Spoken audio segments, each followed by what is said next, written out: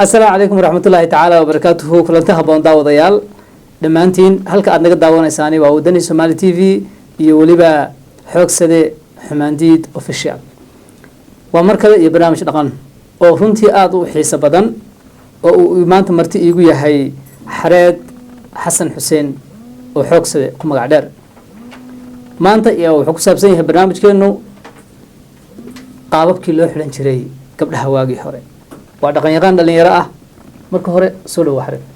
waa dhawaan ma santahay 100% walaal aad iyo aad adiga mudan waxaa tahay nin dhalinyaro ah oo dhaqanka wax badan ka yaqaana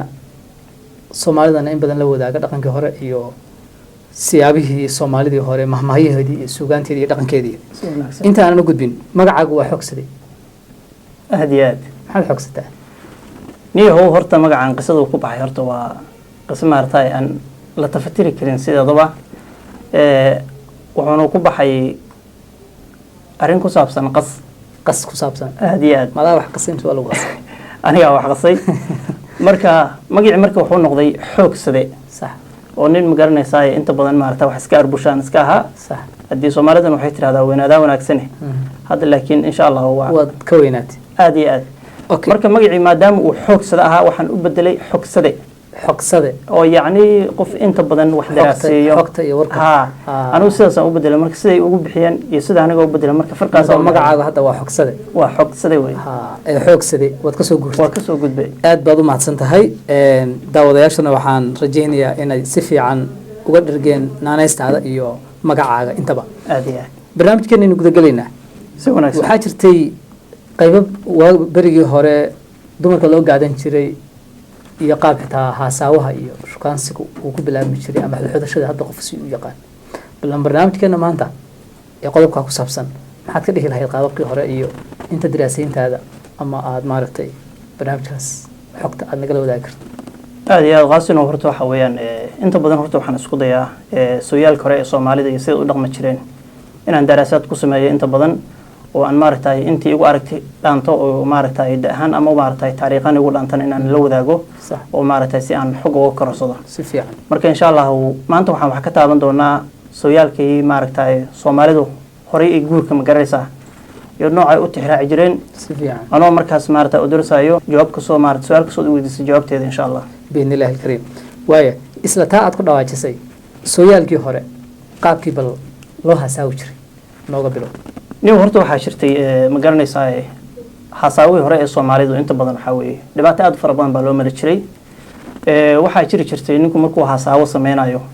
in maaragtay in ka badan 300 kilomitir ilaa 500 kilomitir inuu hasaawo aado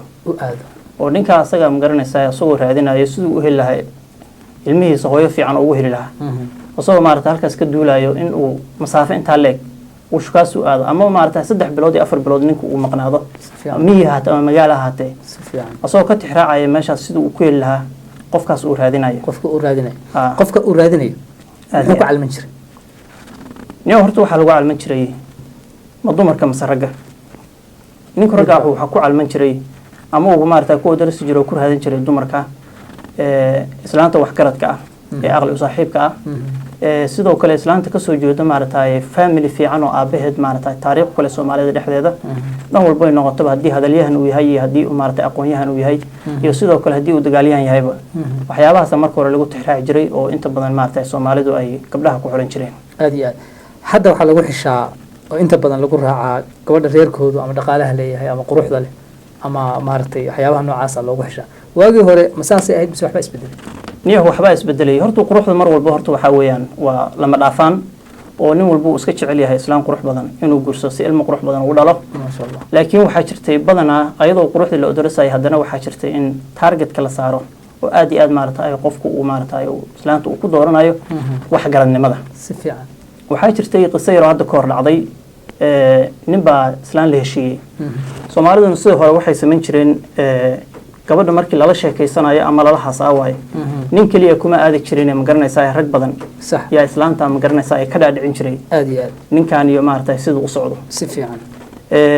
nin baa markii sidaas oo kale waxa weeyaan gabar lala shukaamiyay kulay gabadhi nin asaga ka aftahansan yaa gabadhi ninka ogoleysay si fiican gabadhi ninkii markii ay heshiiyeen ka bacdi sidii hadii dhaqanka Soomaalidu ahayd ba gabdhaha walaala bixi jiray صح gabadhii ninkii waa la baxay waxaana la socday nin saaxiibkiisa oo gabadha la waday صح adugu markii meel marayaan yaa gabadhii waxay tiri waxaan ma garanaysaa aan joognaa ama aan dhex maraynaa reer baan dhex maraynaa ha si fiican markii ayadana meesha reer kama muuqdo si fiican kii ma garanaysaa gabadha watay wuxuu yiri reerka waanba oomanahay biyan ka cabi lahayna صح misana waxay tiri dib baan kaaga sheegi doonaa ina socodsiiya adugu muddo cabaara markii socdeen haddana sidoo kale wax gabadhaas waa gabadhii la masaafeyn jiray waa gabadhii la masaafeyn jiray aad iyo aad si fiican markii meel marayaan haddana waxay tiri rag baa nala jooga kii gabadha watay wuxuu yiri ama la soo duulo oo rag ma garanaysaa gabadha laga ridan rabaa kaasuu yiri raggaan iska difaacnay meeya صح say tiri dib baan kaaga sheegi doonaa in kaxeeya si fiican aduu shiiqi gabadha loo waday masaafada meesha lagu meerinayo gabadhi markii la gaaray waxay tiri arrimihii maanta aan maartay labadii maartay arrimoodon idin sheegay yaan rabaa qofkii ka jawaabi lahaa maanta jawaabteeda sax qofkii ka jawaabo yaan aniga maanta lagu meerinaya si fiican waxay aragtay ninkan gabadha watay oo maartay laga soo dhaadhiciyay inuu guursado in xoogaa nin laga yara laga caqli fiican yahay si fiican ayadoo markaas ninkii la socday ay rajo ka gashay si fiican ninkii meeshaan haayo gabadha watay waa haleeli waaye ninkii kala hadlay wuxuu yiri caawinayay wuxuu yiri markaad lahayd buu yiri reer baan dhex joognaa ari baan ag daaqayay buu yiri sax meel ari joogana reer kama dheero si fiican markii dambe ee ma garanaysaa aad tiri rag baan nala joogana waxaan dhex maraynay buu yiri geel si fiican geelna waxa weeye kama ag dheero geel iyo rag ma kala maarmaan si fiican saalaashgeed gabadha waxay go'aan ku gaartay ninkii caawiyaha ahaa inay guursato si fiican oo ayadoo ka duuleyso ilmahooda aabahood inuu noqdo nin maarta aragti fog leh aad iyo aad marka siyaabahaas oo kale maarta gabdhaha lagu xulan jiray aad iyo aad ma sha Allah gabadhaas waxay ina tusaysaa ninka ay rabto inay guursato inay ku xulato caqli iyo waxgaradnimo ay ku xulato iyo aragti fog iyo aragti dheer ay ku xulato aad iyo aad waxa baaqay hore loo qaybin jiray dumarka saddex si wanaagsan waxa kamid ah saddexda dumarka loo qaybin jiray niyo saddexda dumarka loo qaybin jiray waxa la yiraahday waxa la oran jiray ku kiciso ha ku kiciso sax iyo ka kiciso iyo iskeed u kacdo noo fasir ku kiciso waxa la yiraahdaa islaanta ma garanaysaa had iyo jeer horumarkaaga iyo wanaagaaga iyo maartay alla ku xirnaashadaada inta badan ilaa hadii ninku haduu islaantiisa habeenkii ula seexdo hadii wixii Ilaahay ugu talagalay in baa dhex maraya aad iyo aad si ayna salaada kaaga ka tagin misna aad kaga habsaamin ma garanaysaa shaqadaada u kala helay inay xilli hore ku kiciso ay ku tiraahdo isdiyaari oo ma garanaysaa salaada u diyaar garow taas waa ku kiciso waa ku tabaabushaynaysaa waa islaamku tabaabushaynayso adiga ma garanaysaa ku kaabayso aad iyo aad ka kicisana waxa la yiraahdaa markii habeenkii aad sidaa u seexato oo hurdo haday shaydaan uu kula tago hurdada kula tagto waxa weeye dan yahay la kaamalahan oo ninka ama ma garanaysaa meel buu u socdaay bal diyaari ma jirtay sax adoo ma garanaysaa waxay sameynaysaa markii ay hurdo bogato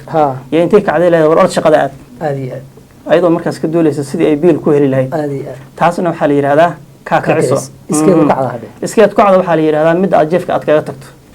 oo markay daasho oo hurdo bogato miisan macquul ah gabadha haday shaqadii iyo hawshii iyo caruurtii iyo guriga ku daashay inay iska sii jifto way kala tahay sax laba loo kala saaraya islaamtu markay hawsha ku daasho kama seexato hawsheeda ayadu daalan bay hawsheeda qabsataa si fiican markay waxeeda kala bogato kadibna waxay u diyaar garowdaa sidii u seexan lahayd u nasan lahayd aad iyo aad laakiin tan say xal u seexatay baad kaga tagtaay oo waxay ku leedahay markaad baxdo albaabka isoo aad iyo aad marka saddexda u qaybsami jireen dumar aad iyo aad baa mahadsan guurka waxay oran jireen ilaa 10 buu u qaybsamaa si wanaagsan adna inta badan arrimahan diraasaysa aynu ka hadlayn si wanaagsan waxa kamid niyo horta waxa la yiri waagu hore guurku wuxuu ahaa baa la yiri 5 meelood min laba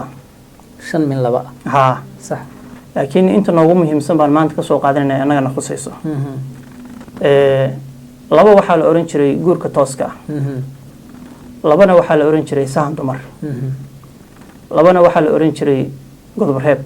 صح قضب ريب صح labana waxa la oran jiray geerida keenta صح haddaan ku hormara labada la yiraahdo guurka tooska ah waxay ahaan jireen wiil iyo gabar heshiiyay صح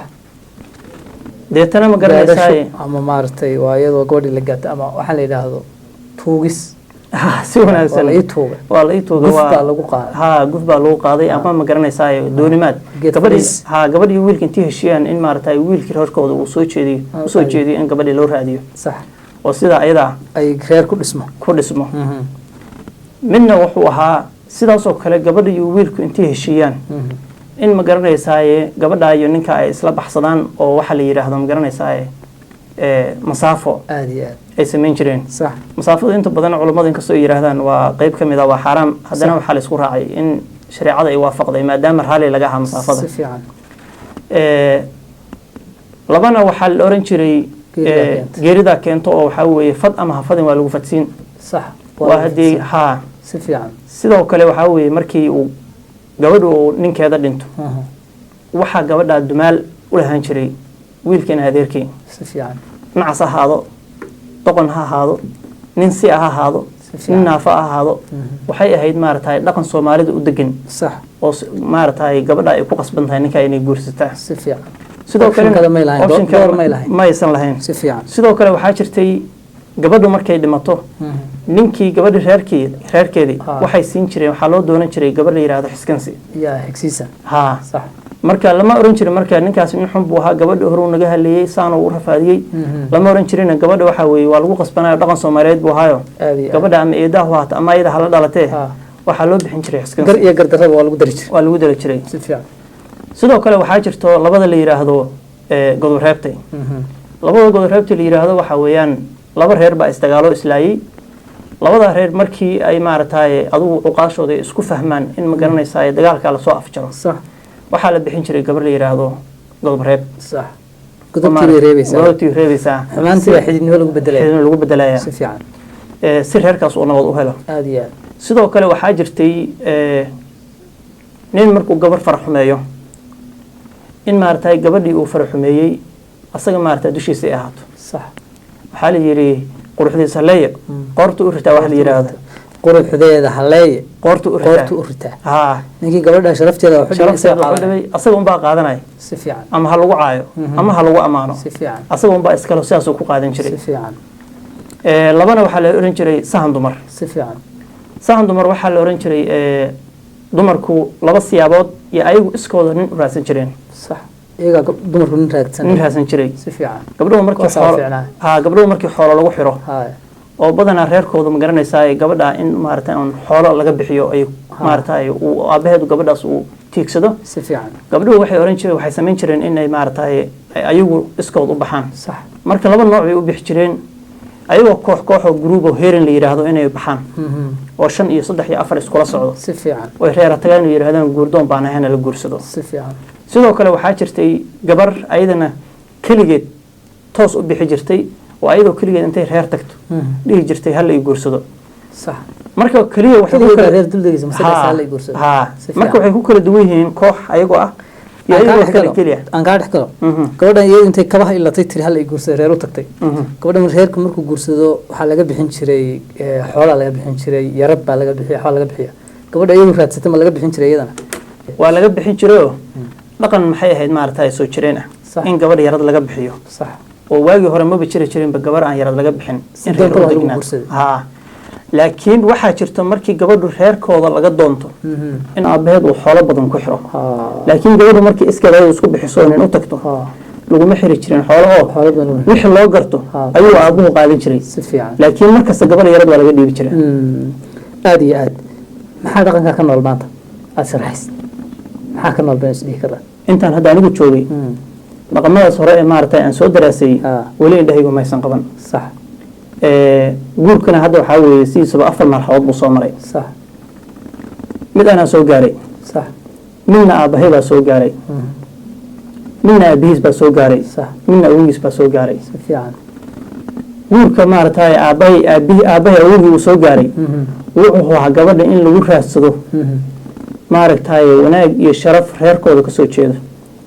ilaa gabadhu hadduu reerkooda wanaagsan yahay ayadoo inay wanaagsanaato ay u badan tahay si fiican oo gabadha waxaa lagu raaci jiray ma garanaysaa nasab iyo hebel iyo maartay meel ay ka soo jeedo aad iyo aad kaas aabahay awgii baa soo gaaray si fiican awgii aabahay aabihiisana wuxuu soo gaaray gabar ma garanaysaa karti iyo qurux lagu xisho karti iyo qurux lagu xisho sax aabahay wuxuu soo gaaray waa gabadha la iska guursado xunbay dhaliya sax adiga maxaad soo gaadhay anigu waxaan soo gaaray guurka la yiraahdo caanimo in laga raadiyo sax oo maaragtay guurka maanta jooga caanimo lagu raadiyaa sax in 3 gabdhood hal meel lagu mehersado sax in 4 gabdhood hal meel lagu mehersado sax in ma garanaysaa arooskaas la yiraahdo qarashka ku baxay adduunka kama dhicin sax in la yiraahdo arooskaas waxa lagu galbiyay 200 oo baabuur aad iyo in la yiraahdo maaragtay arooskaas waxa lagu galbiyay helicopter si fiican waxyaabo noocaas ah title baa lagu raadiyay ha guurka maanta aan soo gaaray caanimo laga raadiyay title si fiican xagsado gabagabadii gunaanadka barnaamijkeena qaybaha faraha badan ee aad soo magacowday qaybteed leedahay aad ku guursatay anigu seedo waxaa la yidhi saar daaweedu saan ku horeyn baa la yeelaa anigu saarreeyay waxay ahayd sida awoyaashay ay soo samayn jireen sax laakiin ma joogto maanta oo wax walba way isbedeleen sax sida mobilka yarkii aan haysano caalamkii la iskugu keenay iyo wax walba isku bedeleen si fiican xasaawihii hore saan kuu sheegay waxaa weeye waqti dheer iyo dhibaato fara badan yaa loo mari jiray sax waayadan dambe marka waxaa iska jiro in wax walba ay basiid noqdeen sax oo gabadhii ma garanaysaa aad adigu u baahataba inaad ma garanaysaa aadan juuri aadan u gelin oo waqti baa maaragtay uusan kaa gelin si fiican oo maaragtay yar ay daris yihiin aad tiraahdo lambarkeeda bal isi sax ayadiina waxaa markaad wacdo fursad badan maaragtay inay kuu siiso in maaragtay aad waqti la qaadato sax oo isan kuu oran maaragtay maxaad ahayd iyo inteed ka timid aad iyo aad si yar in la isku fahmo si yar la isku guursado haddana si yar lagu kala tago aad iyo aad wax walba markii saa u daciifmeen anigu marka had iyo jeer waxaan door bidaa hadduu ilaahay subxaana watacaala haleeshiyo horena baan usoo maro hadda guur waan soo maray inkastoo aan single father aan ahay guurka asaga hawa iga halaabay si fiican waxaanan u maray wadooyinkii aabbayaashay iyo awoyaashay ay u mari jireen baan u maray laakiin adigu calafkii ayaa dhammaado waxaa weeye technologyga maarata hadda jooga yaana saameeyey si fiican haddana insha allah waxaan rajeynayaa sidii tii hore aan u maray oo kale inaan u mar hadduu rabbi haleeshiyo haddii rabbi kaaga sheey gabagabada iyo gunaanadka fariintaada ugu dambaysa aad bulshada ku daawanaysa ee Soomaaliyeed u diraysid nin waxaan u dirayaa Soomaalida horta Soomaalidu waxay ku maamahdaa waxaad maaragtay si fudud wax kugu soo galo si fudud bay kugu dhaafaan si fiican Soomaalidu waxaan leeyahay horta awalan in ay horta Ilaahay subxaanahu wa ta'aala ay isku xiraan beetana ma garanaysaa dhaqankoodii iyo wanaagooda iyo sooyaalkii Soomaaliya soo lahayn jirtay inay dib u soo nooleeyaan oo bulsho sideeda waxaa la yiri reersan waa bulsho san oo bulsho kasta ay ka maaragtay ay ku dadaasho maaragtay si reersan loo abuuri lahaa ay ku noqon lahaa beetana loo helo bulsho san marka waxaan leeyahay dhalinyarta hadda soo korayso ama jiilka hadda aan joogna maaragtay jooga in ay maaragtay ku dadaalaan sidii ay maaragtay bulsho wanaagsan ay ku heli lahaayeen waa inay ka duulaan reerka ay dhisayaan inuu yahay reer ku salaysan dhaqan iyo sharaf iyo diin intaba aad iyo aad baad mahadsan tahay kaasi wuxuu ahaa Xareed Xasan Xuseen oo ku magac dheer Xoogsade markii dambe u bedelay magaciisa Xoogsade dhammaantiin inta aan barnaamijkan mid lamid ah ku kulmi doono waxaan idinkaga tegaynaa kulanti haboon kulanti dambe oo xiiso badan fi amaan illah